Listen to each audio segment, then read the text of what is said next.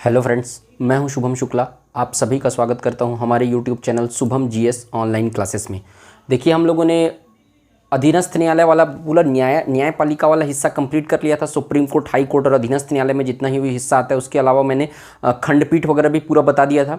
ठीक है, तो अगर आप लोगों ने वो वीडियो नहीं देखा है तो वो वीडियो जाके देख सकते हैं। आज हम लोग विधान परिषद वाला हिस्सा कवर करेंगे। ठीक है, विधान परिषद देखिए क्या होता है, मैंने क्या बताया है, ये पहले जो पिछला बताया हूँ वही है। ठीक है, विधायिका के अंतर्गत क्या आता है, संघीय विधायिका, सेंट्रल गवर्नमेंट और फिर स्टेट गवर्नमेंट की विधायिका।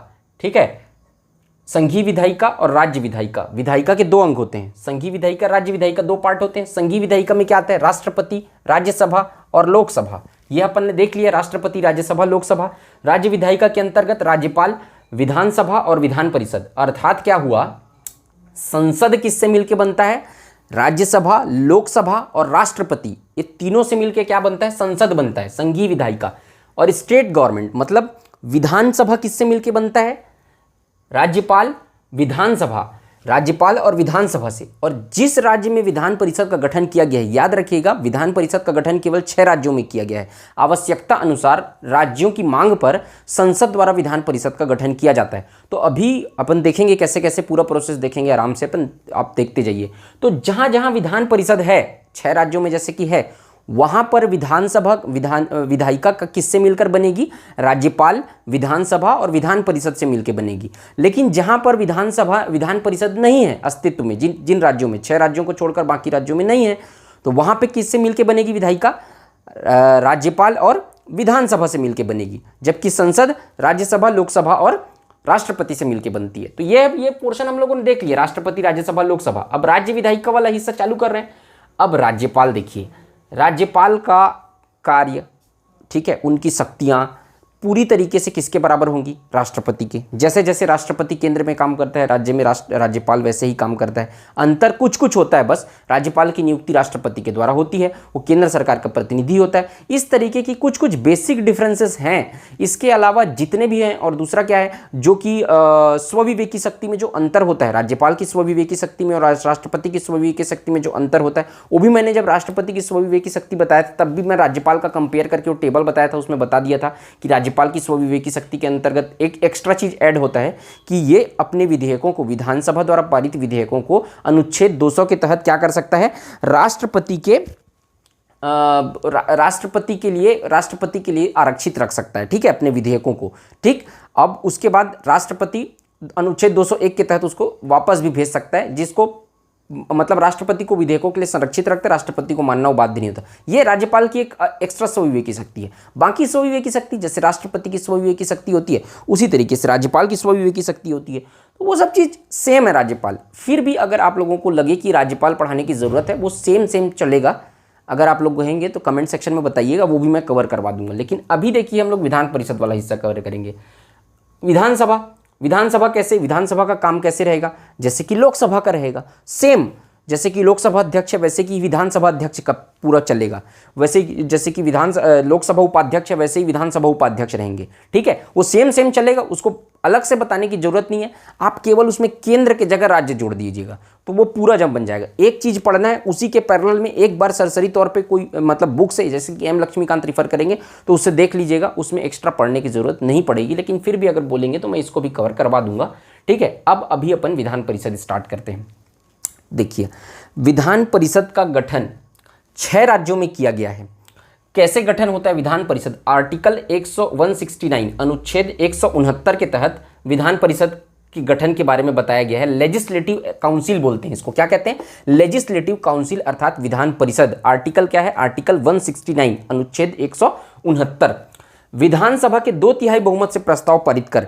देखिए, इसके लिए क्या है, जिस विधानसभा को, है ना, जिस राज्य को, जैसे कि मान लो जाए छत्तीसगढ़ में क्या करना है, विधान परिषद गठन करना है, तो छत्तीसगढ़ की जो विधानसभा है वो 2/3 बहुमत से प्रस्ताव पारित कर संसद से आग्रह करेगी, 2/3 बहुमत से प्रस्ताव पारित कर संसद के पास भेजेगी, और संसद क्या करेगा, साधारण बहुमत से प्रस्ताव पारित कर उसके निर्माण कर सकता है विधान परिषद का। छत्तीसगढ़ में निर्माण कर सकता है, या कोई भी राज्य जो है अपनी विधानसभा के 2/3 बहुमत से प्रस्ताव पारित करके जब संसद के पास भेजेगी तो संसद उसको साधारण बहुमत से 50% + 1 बहुमत से प्रस्ताव पारित करके विधान परिषद का निर्माण भी कर सकता है और विधान परिषद का समाप्त करने के लिए छत्तीसगढ़ को आज से 4 साल बाद लगा कि विधान परिषद को मेरे यहाँ समाप्त करना है, तो फिर से 2/3 बहुमत से प्रस्ताव पारित करके संसद के पास भेजेगी और साधारण बहुमत से पारित करके संसद उसको समाप्त कर सकता है।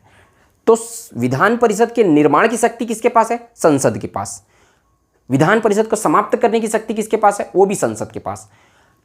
केवल जिस राज्य को इसकी जरूरत पड़ती है वो यहां से प्रस्ताव पारित करके 2/3 बहुमत से प्रस्ताव पारित करके संसद को भेजता है और संसद साधारण बहुमत से प्रस्ताव पारित करके विधान परिषद का निर्माण या समाप्ति कर सकता है। ये वही लिखा है यहाँ पे, मैं जो बोला हूं उसको पूरा लिखना है आपको, ठीक है। विधानसभा के 2/3 बहुमत से प्रस्ताव पारित कर जिस राज्य में विधान परिषद का निर्माण करना है उस राज्य की विधानसभा अपने 2/3 बहुमत से प्रस्ताव पारित कर संसद को भेजेगी और संसद साधारण बहुमत से प्रस्ताव पारित कर उस राज्य में विधान परिषद का निर्माण कर सकता है और उसे समाप्त भी कर सकता है। अर्थात संसद के निर्माण और समाप्ति की पूरी और पूरी शक्ति कहाँ किसके पास है? संसद के पास है। विधान परिषद के निर्माण की पूरी शक्ति संसद के पास है और समाप्त करने की भी पूरी शक्ति संसद के पास है। वर्तमान में 6 राज्यों में है। उत्तर प्रदेश, इस राज्य को नोट करिएगा, पूछता है, ठीक है। ये एडीओ का पेपर हुआ था उसमें भी आया था और भी कई पेपरों में इसको पूछ चुका है कि कौन कौन से विधान परिषद वाले राज्य भारत में कितने हैं? 6 ठो हैं। उत्तर प्रदेश, बिहार, महाराष्ट्र, कर्नाटक, आंध्र प्रदेश, तेलंगाना, 6 राज्य हैं वर्तमान में। जम्मू कश्मीर भी था लेकिन वो खत्म कर दिया गया विधान परिषद को। उसी तरीके से आपका तमिलनाडु भी था और पंजाब भी था, पश्चिम बंगाल भी था समय समय पे, लेकिन उसको धीरे धीरे करके समाप्त कर दिया गया है, ठीक है। वर्तमान में ये 6 राज्यों में विधान परिषद की संरचना है। विधान परिषद की संरचना देखिए, विधान परिषद की संरचना में अपन देखेंगे कि कितने कितने सदस्य शामिल होते हैं, कौन कौन सदस्यों से मिलकर विधान परिषद बनता है, ठीक है। तो सबसे पहला चीज़ देखिए, विधान परिषद में जो उस राज्य की विधानसभा होगी, ठीक है, जिस राज्य में विधान परिषद रहेगा उस राज्य में जो विधानसभा होगी उसके 1/3 सदस्य उस विधान परिषद में रहेंगे, ठीक है। जैसे कि मान लो जाए छत्तीसगढ़ में कितने विधानसभा सदस्य हैं? 90। तो इसके छत्तीसगढ़ में जैसे कि विधान परिषद का गठन करना है तो इसके 1/3 सदस्य मतलब 30 सदस्य विधान परिषद में रहेंगे। विधानसभा की संख्या के 1/3 सदस्य विधान परिषद में रहेंगे, ठीक है। मतलब उसके नहीं, मतलब विधानसभा की जितनी संख्या है उसके 1/3 1/3 कर देंगे तो उतनी संख्या जो रहती है विधान परिषद के सदस्यों की संख्या होनी चाहिए। वो सदस्य नहीं रहेंगे, उतनी संख्या, मैं काउंटिंग में बता रहा हूँ संख्या, लेकिन मिनिमम 40 होना चाहिए। कुल संख्या अनुच्छेद 171 के तहत विधान परिषद की संख्या बताई गई। अनुच्छेद 171 के अनुसार विधानसभा की कुल संख्या के, है ना, विधानसभा की कुल संख्या के 1/3 से अधिक सदस्य नहीं होने चाहिए विधान परिषद में, लेकिन मिनिमम 40 होना चाहिए। जैसे कि छत्तीसगढ़ का मैंने एग्जांपल बताया, 90 सदस्य है तो 1/3 मतलब 30, तो यहाँ विधान परिषद गठन होगा तो 30 सदस्य होगा, लेकिन 30 सदस्य होने चाहिए, लेकिन मिनिमम कितने होने चाहिए विधान परिषद में? 40, तो ये 40 हो जाएगा। तो मिनिमम 40 होना चाहिए, ठीक है। तो ये ऐसे विधानसभा की जितनी संख्या, जिस राज्य में विधानसभा की ज़्यादा सीट होगी उसके विधान परिषद में भी ज़्यादा, तो 1/3 करेंगे तो उतना जो है सीट हो जाएगा विधान परिषद का, लेकिन मिनिमम 40 होना चाहिए, ये भी याद रखिएगा। अनुच्छेद 171(3), अब इसमें 171(3) के अंतर्गत बताया गया है कि ये जो 1/3 सदस्य हैं विधान परिषद की कुल सदस्य संख्या के 1/3 सदस्य रहेंगे। 1/3 सदस्य निकालने से जितनी संख्या आती है उतने सदस्य विधान परिषद में रहेंगे। अब वो विधान परिषद के सदस्य कैसे निर्वाचित होते हैं उसको बताया गया है अनुच्छेद 171(3) के तहत। तो अब देखते जाइए इसको, यही इंपॉर्टेंट है, ये पूछता है, ठीक है।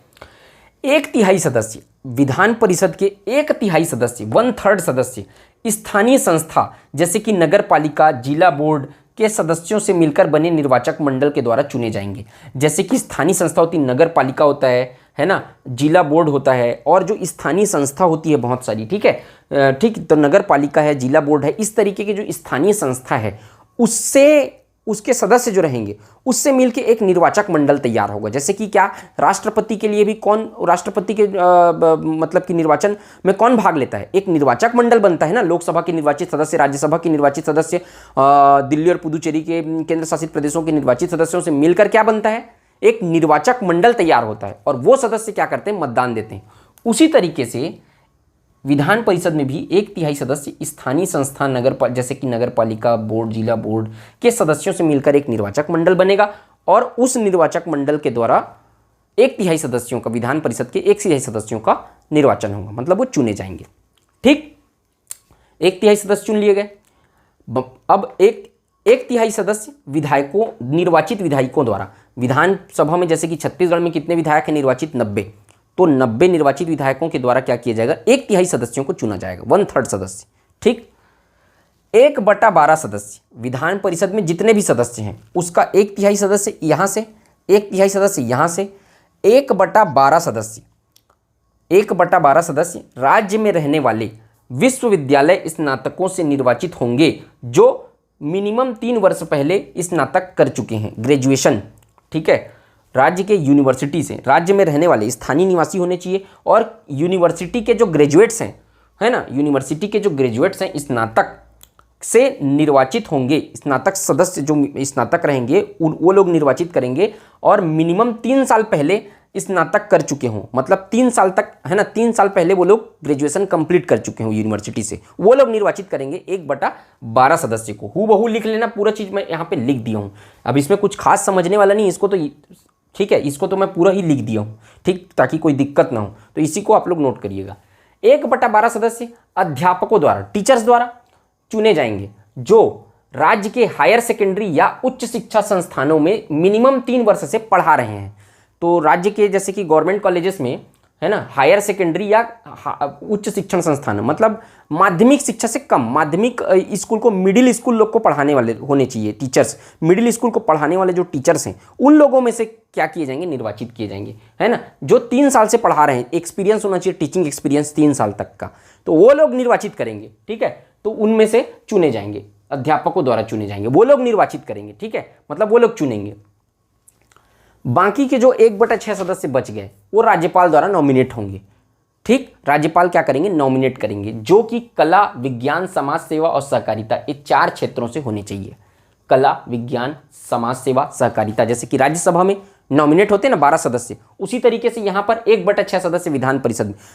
राज्यसभा और विधान परिषद की संरचना लगभग समान है। वो किस किस चीज़ में अंतर है राज्यसभा से, पावर्स में विधान परिषद, राज्यसभा की संरचना जब समान है, लेकिन राज्यसभा में जितने पावर्स दिए गए, राज्यसभा के पास जितने पावर्स हैं उतने विधान परिषद के पास पावर्स नहीं है। ये तो केवल विलंबनकारी सदन है, मैं धीरे धीरे बताऊंगा सब चीज़ें। अभी आप देखिए, 1/6 सदस्य राज्यपाल द्वारा नॉमिनेट होंगे जो कला, विज्ञान, समाज सेवा और सहकारिता के क्षेत्र से होनी चाहिए, इन 4 क्षेत्रों में से। ठीक, अब देखिए सदस्यों का चुनाव कैसे होगा, अनुपातिक प्रतिनिधित्व की एकल संक्रमणी मत पद्धति। ये पद्धति को मैंने राष्ट्रपति चुनाव में पूरा समझाया है। अनुपातिक प्रतिनिधित्व की एकल संक्रमणी मत पद्धति, राष्ट्रपति का चुनाव भी ऐसी होता है, उपराष्ट्रपति का चुनाव भी ऐसी होता है, इनका चुनाव भी वैसे ही होगा। आपको ये पद्धति अगर समझना है तो राष्ट्रपति वाले फर्स्ट नंबर के वीडियो में जाके आप लोग डिटेल में समझ सकते हैं। जो लोग इस वीडियो को देख रहे हैं वो पहले का वीडियो नहीं देखे हैं, जो पहले का वीडियो देख लिए उनको तो समझ में आ ही गया होगा। ठीक है, ये पूरा पद्धति है, फुल फॉर्म क्या है, अनुपातिक प्रतिनिधित्व की एकल संक्रमणीय मत पद्धति, इसको मैंने पूरा एक्सप्लेन किया है। तो इसी पद्धति से इसके सदस्यों का निर्वाचन होता है। अब आप लोग देखिए, नोट करके लिखिए, 3 ठो नोट लिखवा रहा हूं। नोट नंबर 1 कॉपी में नोट कीजिए। नोट नंबर 1, 5/6 सदस्य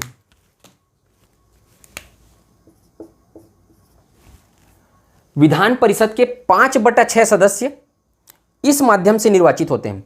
विधान परिषद के, नोट नंबर 1, विधान परिषद के 5/6 सदस्य निर्वाचित होते हैं और 1/6 सदस्य मनोनीत होते हैं राज्यपाल के द्वारा। विधान परिषद के 5/6 सदस्य, है ना, इस लिखेगा इस प्रकार, विधान परिषद के 5/6 सदस्य निर्वाचित होते हैं और 1/6 सदस्य मनोनीत होते हैं राज्यपाल के द्वारा। अब इसको कुल मिला के करेंगे तो ये आ जाएगा 100% सदस्य हो गए। जितने भी 1/3 सदस्य जो हैं विधानसभा के 1/3 सदस्य विधान परिषद में जाते हैं, तो 5/6 सदस्य निर्वाचित होंगे इन सब के द्वारा, जैसे जैसे मैं बताया। अब 5/6 में से 1/3 ये, 1/3 ये, 1/12, 1/12, 1/6 करके, और 1/6 सदस्य को नॉमिनेट करेगा राज्यपाल। तो नोट नंबर 1 हो गया। नोट नंबर 2, राज्यपाल द्वारा मनोनीत सदस्यों को, 1/6 सदस्य राज्यपाल के द्वारा मनोनीत होंगे। राज्यपाल द्वारा मनोनीत सदस्यों को न्यायालय में चुनौती नहीं दी जा सकती। राज्यपाल द्वारा मनोनीत सदस्यों की सदस्यता को न्यायालय में चुनौती नहीं दी जा सकती। न्यायालय में चुनौती, इस लाइन का मतलब क्या हुआ, इस लाइन का मतलब हुआ कि 1/6 सदस्य को राज्यपाल जो मन करे, राज्यपाल का वो कला, विज्ञान, समाज सेवा और सहकारिता से संबंधित होने चाहिए, मतलब इस फील्ड से जुड़े जानकार होने चाहिए। वो इस कला, मतलब कि जो बहुत सारी कलाएं होती हैं, बहुत सारा मतलब कि कोई फील्ड होता है जैसे कि स्पोर्ट्स वगैरह है, साइंस फील्ड है, समाज सेवा फील्ड है, कोई अच्छा समाज सेवी हो, सहकारिता वाला फील्ड है, तो इस फील्ड से क्या होना चाहिए, जानकार लोग होने चाहिए। इस फील्ड से राज्यपाल जो रहता है कोई भी 1/6 सदस्य को नॉमिनेट कर सकता है। उसको आप हाई कोर्ट में ये बोल के नहीं जा सकते कि राज्यपाल नॉमिनेट किए हैं, ये नॉमिनेशन नहीं होना चाहिए इनको, वो उनका पावर है राज्यपाल का, वो किसी को भी नॉमिनेट कर सकते हैं, इस फील्ड से जुड़े होने चाहिए। तो न्यायपालिका में चुनौती नहीं दी सकती, वही आप उसको लेके न्यायपालिका नहीं जा सकते कि इसको क्यों नॉमिनेट किया है। ठीक, नोट नंबर 2 हो गया। नोट नंबर 2 क्या हुआ, राज्यपाल द्वारा मनोनीत सदस्यों को न्यायपालिका में चुनौती नहीं दी जा सकती। नोट नंबर 3, ठीक है, नोट नंबर 3,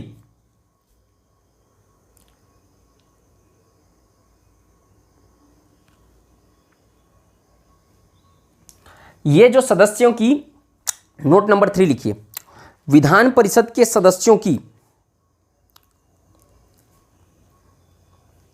विधान परिषद के सदस्यों को निर्वाचित करने की का जो प्रोसेस है, ठीक है, मैं क्या बोल रहा हूं नोट नंबर 3 में, विधान परिषद के सदस्यों को निर्वाचित करने का जो निर्वाचन करने की विधानसभा के विधान परिषद के सदस्यों के निर्वाचन की पद्धति को स्थायी न बनाकर अस्थायी बनाया गया है। ठीक है, विधान परिषद के सदस्यों के निर्वाचन की ये जो पद्धति है वो अस्थायी है। ठीक है, मतलब संसद कानून बना के इसे बदल भी सकती है। अभी क्या फिक्स है, 1/3 सदस्य यहां से चुने जाएंगे, 1/3 सदस्य। तो ये जो निर्वाचन की जो पद्धति है उसको समय आने पे संसद जो है वो बदल सकती है, परिवर्तित कर सकती है। ये स्थायी ना होके ये अस्थायी है। ठीक है, इसे अस्थायी बनाया गया है, अंतिम नहीं बनाया गया है। इसको क्या कर सकती है संसद, कानून बना के इसको चेंज कर सकती है। कल के डेट में बोल सकती है कि ये जो प्रोसेस है उसको रद्द किया जाता है, दूसरे तरीके से सदस्यों का निर्वाचन होगा। तो 3 नोट मैंने लिखवाए, वो 3 नोटों को याद रखिएगा आप। ये सब चीज, इस प्रोसेस को बदला भी जा सकता है, हालांकि अभी तक इसका प्रयोग नहीं किया गया है। ठीक है, अब सदस्यों की अवधि देखते हैं अपन, विधान परिषद के सदस्यों की अवधि। तो 2 तरीके से देखते हैं, जैसे कि राज्यसभा एक स्थायी सदन था, भंग नहीं होता था कभी। विधान परिषद भी क्या होगा, एक स्थायी सदन होगा, कभी भंग नहीं होता, एक स्थायी सदन है विधान परिषद। प्रत्येक 2 वर्ष में 1/3 सदस्य रिटायर होते हैं, सेवानिवृत्त होते हैं। प्रत्येक 2 वर्ष में 1/3 सदस्य सेवानिवृत्त होते हैं। कहाँ के, विधान परिषद के, जैसे कि राज्यसभा में होता था सेम। और राज्यसभा के सदस्य जिस प्रकार 6 वर्ष का कार्यकाल ग्रहण करते थे, विधान परिषद के भी सदस्य 6 वर्ष का कार्यकाल ग्रहण करेंगे। विधान परिषद बोलेगा तो अस्थायी सदन है। विधान परिषद के जो सदस्य हैं, सभा है ना, विधान परिषद के जो सदस्य हैं वो 6 वर्ष की ग्रहण करेंगे, 6 वर्ष। उनका कार्यकाल कितना रहेगा, 6 वर्ष रहेगा। अब देखिए, लोकसभा के जैसे अध्यक्ष थे, राज्यसभा के सभापति थे, वैसे ही विधान परिषद के सभापति होंगे। वैसे उपसभापति थे, वैसे यहाँ के उपसभापति होंगे। उनके बारे में एक्स्ट्रा पढ़ाने की जरूरत नहीं है, वो आप उसी से देख लीजिएगा। उसके बारे में कुछ एक्स्ट्रा नहीं। राज्यसभा का याद रखे ना, विधान परिषद का आएगा तो आप बना लेंगे। स्टेट गवर्नमेंट, बस उसमें सेंट्रल गवर्नमेंट का था, वही स्टेट गवर्नमेंट का हो, वो ज़्यादा कुछ बदलाव नहीं है उसमें। ठीक है, तो अब ये देखिएगा, सदस्य का कार्यकाल 6 वर्ष, ये हो गया। सदस्यों की सदस्यता हेतु अर्हता, विधान परिषद के सदस्यता हेतु क्या अर्हता रहेगी, एलिजिबिलिटी। भारत का नागरिक हो, 30 वर्ष की आयु पूर्ण कर चुका हो। राज्यसभा सदस्य का भी क्या रहता है, 30 वर्ष रहता है। विधान परिषद के सदस्य का भी 30 वर्ष। और मानसिक रोगी न हो, तीसरा नंबर ये जोड़ लीजिएगा, मानसिक रोगी न हो। ये सदस्य हेतु मतलब न्यायालय द्वारा पागल न घोषित गया हो। ठीक है, कोर्ट किसी को पागल घोषित किए, उस व्यक्ति को विधान परिषद का सदस्य नहीं बनाया जा सकता। तो मानसिक रोगी न हो, और अर्थात न्यायालय द्वारा पागल या विकृत चित्त घोषित न किया गया हो, ये आप लिख लीजिएगा। विधान परिषद की शक्तियां एवं कार्य, पावर्स। विधान परिषद देखिए, साधारण विधेयक को विधान परिषद पहली बार में जब विधानसभा पारित करके आएगा, ठीक है, देखिए ये प्रोसेस भी सेम होता है संसद के समान। विधानसभा में कोई विधेयक पारित हुआ, उसके बाद विधान परिषद में जाता है, दोनों सदन से पारित होने के बाद जब राज्यपाल का सिग्नेचर हो जाता है, तब क्या होगा, कोई भी विधेयक कानून का रूप लेगा। अब कोई साधारण विधेयक है, उसको विधानसभा में लाया गया, मान लो जाए, विधानसभा से पारित होकर विधान परिषद में गया, तो पहली बार में विधान परिषद क्या कर सकता है, 3 महीने तक रोक सकता है उसको। ठीक, 3 महीने तक रोक सकता है। और उस पर पहले बार जब उस पर विधानसभा से पारित होकर विधान परिषद में गया है, तो पहली बार पे उस पर कुछ संशोधन की अनुशंसा कर सकता है। ठीक है, 3 महीने तक रोक सकता है पहली बार में, मैक्सिमम 3 महीने तक ही रोक सकता है। देखिए, अब राज्यसभा की शक्ति और विधान परिषद की शक्ति में अंतर आ गया। लोकसभा द्वारा पारित विधेयक पर, ठीक है, धन विधेयक को छोड़कर बाकी जो अन्य विधेयकों हैं उस पर सेम शक्ति रहती है। जितनी शक्ति लोकसभा की है उतनी ही शक्ति राज्यसभा की पावर होती है। राज्यसभा में पारित नहीं हुआ विधेयक कैंसिल हो जाएगा, ठीक है, तो याद रखिएगा। तो राज्यसभा की शक्ति लोकसभा की शक्ति के बराबर होती है, लेकिन विधानसभा की शक्ति और विधान परिषद की शक्ति बराबर नहीं होती है। विधान परिषद पहली बार में जब विधानसभा से कोई विधेयक पारित होकर आया तो विधान परिषद केवल 3 माह के लिए रोक सकता है उसको, और उसके बाद क्या करेगा, कुछ संशोधन की, कुछ इसमें सुधार कर दीजिए, ऐसे करके अनुशंसा करेगा विधानसभा को, और विधानसभा उसको मानने के लिए बाध्य नहीं है। विधानसभा फिर से उसको पारित करके अगर विधेयक को भेजी तो फिर दूसरी बार में केवल 1 माह रोक सकता है, उसके बाद उसको पारित करना अनिवार्य है विधान परिषद को। जबकि राज्यसभा में ऐसा कोई प्रावधान नहीं है। राज्यसभा की शक्ति विधेयकों के मामले में उतनी ही है जितनी लोकसभा की है, लेकिन विधान परिषद की शक्ति उतनी नहीं है जितनी विधानसभा की है। विधान परिषद किसी विधेयक को पहली बार में केवल 3 माह के लिए रोक सकता है और दूसरी बार में केवल 1 माह के लिए रोक सकता है। मतलब टोटल विधान परिषद किसी विधेयक को केवल 4 माह के लिए ही रोक सकता है, इसके बाद उसको पारित करना अनिवार्य है। इसके अतिरिक्त विधान परिषद अगर किसी विधेयक के संबंध में कोई अनुशंसा प्रस्तुत करता है, कोई संशोधन करने के लिए सिफारिश करता है, उसे भी विधानसभा मानने के लिए बाध्य नहीं है। अर्थात यहां पर डिफरेंशिएट हो गया राज्यसभा की शक्ति और विधान परिषद की शक्ति में, ठीक है। किस तरीके से अलग हुआ आप देख लिए। तो साधारण विधेयक के मामले में था। धन विधेयक के मामले में क्या है, केवल 14 दिन तक रोक सकती है। विधानसभा से कोई पारित होकर आया विधेयक, उसको विधान परिषद केवल 14 दिन तक रोक सकती है, उसके बाद वो पारित कर देगी तो भी उसे पारित माना जाएगा, वो पारित नहीं करेगी तो भी धन विधेयक को पारित माना जाएगा। तो धन विधेयक के संबंध में 14 दिन रोक सकती है, साधारण विधेयक को केवल टोटल 4 माह में, पहली बार में 3 माह के लिए, दूसरी बार में 1 माह के लिए रोक सकती है। ये हो गया विधेयकों के संबंध में। अब विधेयक ये वही सेम है, विधानसभा से पारित होकर विधान परिषद से पारित होगा तो और राज्यपाल के पास जाएगा तो राज्यपाल के सिग्नेचर के बाद वो कानून बनेगा, ठीक है। तो ये वही लिखा हुआ है, विधानसभा और विधान परिषद से पारित होकर जब कोई विधेयक राज्यपाल के पास जाएगा तो उसके सिग्नेचर के बाद ही कानून का रूप लेगा, ये वही है। आधे से अधिक राज्यों के समर्थन में भाग लेते, देखिए कोई विधेयक होते, मैंने बताया था इसको, जिसमें विशेष बहुमत के साथ साथ आधे से अधिक राज्यों के समर्थन से संघ के मूल ढांचे से संबंधित कोई विधेयक है, ठीक है। राष्ट्रपति के चुनाव से संबंधित, चुनाव के जो प्रोसीजर होता है, राष्ट्रपति के चुनाव का जो प्रोसीजर होता है उससे संबंधित कोई विधेयक है, उसको क्या करना पड़ता है, आधे से अधिक राज्यों का समर्थन भी आवश्यक होता है। जैसे राज्य से संबंधित कोई विधेयक है, ठीक है, तो उसके लिए क्या रहता है, विशेष बहुमत तो चाहिए ही चाहिए पार्लियामेंट में। आधे से अधिक राज्यों के द्वारा आधे से अधिक राज्यों का समर्थन भी चाहिए। तो आधे से अधिक राज्यों का जब समर्थन चाहिए रहता है तो उसमें जो रहता है, उसमें भाग जो रहता है विधान परिषद लेता है, ठीक है। आधे से अधिक राज्यों के समर्थन में विधान परिषद क्या करता है, भाग लेता है। अब संयुक्त बैठक का प्रावधान नहीं है। जैसे कि देखिए लोकसभा और राज्यसभा ये दोनों में कोई विवाद की स्थिति उत्पन्न होती है तो संयुक्त बैठक का प्रावधान है। उसी तरीके से विधानसभा और विधान परिषद में उस तरीके से संयुक्त बैठक का कोई प्रावधान नहीं है। इसमें कोई विवाद होता है तो कोई सुनवाई नहीं होता है, तो विधेयक को 4 माह ही रोक सकता है, उसके बाद तो इसको पारित करना ही पड़ेगा। तो इसमें संयुक्त बैठक का कोई प्रावधान नहीं है, ठीक है। अब इसमें देखिए बजट पर विधान परिषद का कोई अधिकार नहीं है। बजट विधानसभा में लाया जाता है, अनुदान की मांग विधानसभा में होती है। अनुदान की मांग पर मतदान केवल विधानसभा में होती है। मैं यहाँ पर केवल बजट लिखा हूँ, आपको पूरा लिखना है। बजट केवल विधानसभा में लाया जाता है, अनुदान की मांग पर बहस केवल विधानसभा में होती है। विधान परिषद पर बजट के संबंध में कोई अधिकार नहीं है विधान परिषद के पास। अविश्वास प्रस्ताव, अगला पॉइंट डाल के लिखिएगा, ठीक है। विधान परिषद अविश्वास प्रस्ताव पारित कर मंत्री परिषद को भंग नहीं कर सकती। मंत्री परिषद को भंग नहीं कर सकती क्योंकि मंत्री परिषद सामूहिक रूप से किसके प्रति उत्तरदायी होता है, विधानसभा के प्रति उत्तरदायी होता है, ठीक है। तो ये याद रखिएगा। संविधान संशोधन विधेयकों पर विधान परिषद का कोई अधिकार नहीं होता है। विधानसभा में लाया जाता है और विधानसभा में ही वोटिंग होता है, ये विधान परिषद का कोई अधिकार नहीं होता उसमें। अब राष्ट्रपति और राज्यसभा के सदस्य के चुनाव में विधानसभा के लोग भाग लेते हैं। राष्ट्रपति और राज्यसभा सदस्य का जो चुनाव होता है उसमें केवल विधानसभा भाग लेता है, विधान परिषद भाग नहीं लेता है, ठीक है। विधान परिषद भाग नहीं लेता है राज्यसभा और राष्ट्रपति और राज्यसभा सदस्य का जब चुनाव होता है तब। तो ये हो गई उसकी शक्तियाँ और कार्य। इस प्रकार से हम ये कह सकते हैं कि विधान परिषद केवल एक खर्चीला सदन है। इसीलिए क्या कहा गया है, इसका शक्ति राज्यसभा के समरूप तो है ये। जैसे कि संसद में संघीय विधायिका में राज्यसभा और लोकसभा होता है, उसी तरीके से राज्य विधायिका में विधानसभा और विधान परिषद तो होता है। राज्यसभा की जगह विधान परिषद का तो गठन किया गया है, लेकिन राज्यसभा के समान विधान परिषद को शक्तियां और अधिकार प्राप्त नहीं है।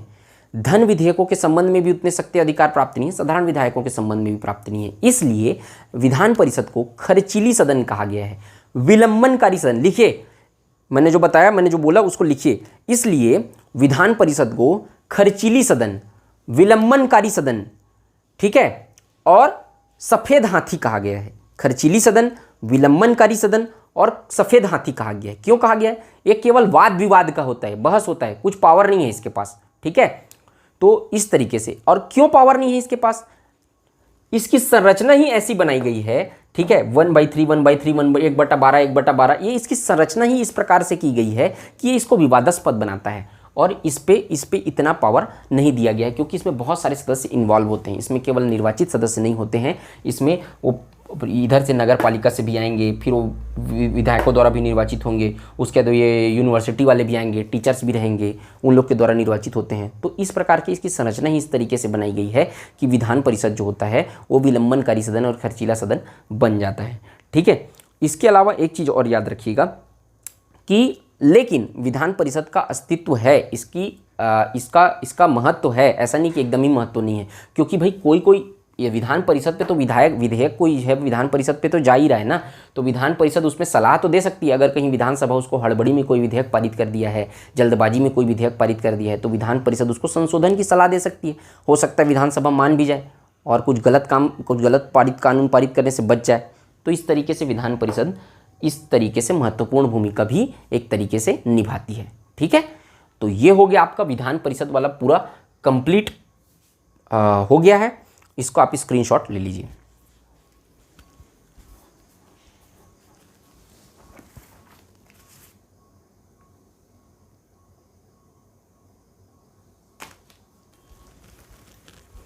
ठीक है, तो इस तरीके से विधान परिषद जो होती है इस एक तरीके से व्यावसायिक लोगों को प्रतिनिधित्व प्रदान करती है। जैसे कि बिजनेसमैन लोग हैं और किसी क्षेत्र में जानकार लोग हैं, तो वो लोग को अगर कहीं चुनाव नहीं जीत पाए, वो लोग जनरली इलेक्शन नहीं लड़ते हैं, चुनाव नहीं जीत पाते हैं, तो वो लोग को प्रतिनिधित्व प्रदान करने का भी काम इसका ये करती है विधान परिषद, ठीक है।